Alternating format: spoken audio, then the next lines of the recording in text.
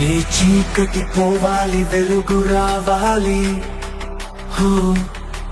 నీ పాపం కడగాలి, కొత్త జీవం కావాలి.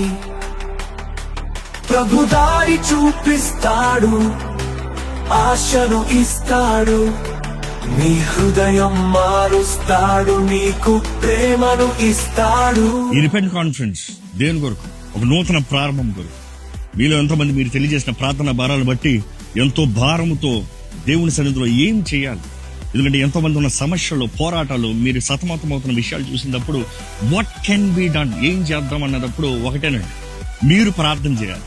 మీరు ప్రార్థన చేసే అవకాశం కలిగించాలనే ఆశతో మన పాపాలు, మన లోపములు, మన అజ్ఞానాన్ని, మన పొరపాట్లు దేవుని సన్నిధిలో ఒప్పుకుని ప్రార్థన చేస్తే, దేవుని ప్రజలమైన మనము, ఆయన పేరు పెట్టబడిన మనము తగ్గించుకుని ప్రార్థన చేస్తే దేవుడు నిశ్చయంగా కార్యం జరిగిస్తాడు, ఒక నూతన ప్రారంభిస్తాడన్న ఆశతో ఈ రిపెంట్ కాన్ఫరెన్స్ ఆర్గనైజ్ చేయబడింది.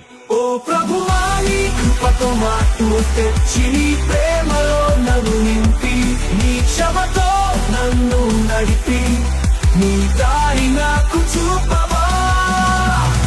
3 రోజులు బలమైన ఆరాధన, దేవుని వాక్యం ద్వారా మనం సరిదిద్దుకునే వాక్యములు, అదే రీతిగా దేవుని సన్నిధిలో ప్రార్థనతో, విజ్ఞాపనతో బలమైన విడుదల, జయము, స్వతంత్రత కార్యాలని పొందుకుందాం. మీ భారాలను తీసుకుని రండి, దేవుని పాదాల దగ్గర పెట్టి ఆయన ఇచ్చే స్వతంత్రతతో ఇక్కడ నుండి వెళ్దామండి. ఈ స్థలాన్ని ఇప్పటికే ఎంతో ఆశతో, ఎదురుచూపుతో సిద్ధపరుస్తున్నామండి. ప్రార్థనతో దేవుడు కార్యం జరిగించాలని ఎంతో ఎదురుచూపుతూ ఉన్నాము. మీరు కూడా ఎదురుచూపుతారండి. ఎదురుచూపు కలిగిన వారి జీవితంలో దేవుడు నిశ్చయంగా కార్యం జరిగిస్తాడు. అదే సమయం అవసరతలు ఉన్నవారు, పోరాటాలు ఉన్నవారు, మీకు తెలిసిన బంధుమిత్రులు, స్నేహితులు ఎవరైనా సరే, వారికి ప్రార్థన సహాయం కావాలంటే వారిని కూడా తోడుకుని రండి. వారు దేవుని సన్నిధిలో జతపరచబడాలంటే తోడుకుని రండి. వారి జీవితంలో ఒక ఆశీర్వాదకరంగా మీరు మారండి. Come let's pray together. దేవుడే నిశ్చయంగా తగ్గించుకున్న వారి జీవితంలో కార్యం జరిగించినట్లుగా ఎదురు చూద్దాము, ఆశపడదాము.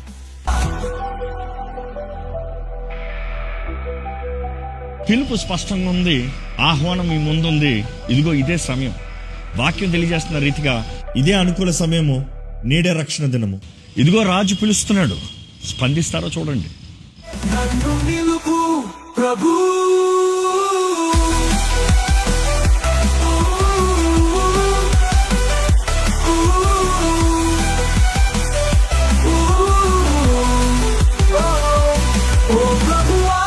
కృపతో మార్పు తెచ్చి, నీ ప్రేమలో నన్ను నింపి, నీ క్షమతో నన్ను నడిపి, నీ దారి నాకు చూపవా.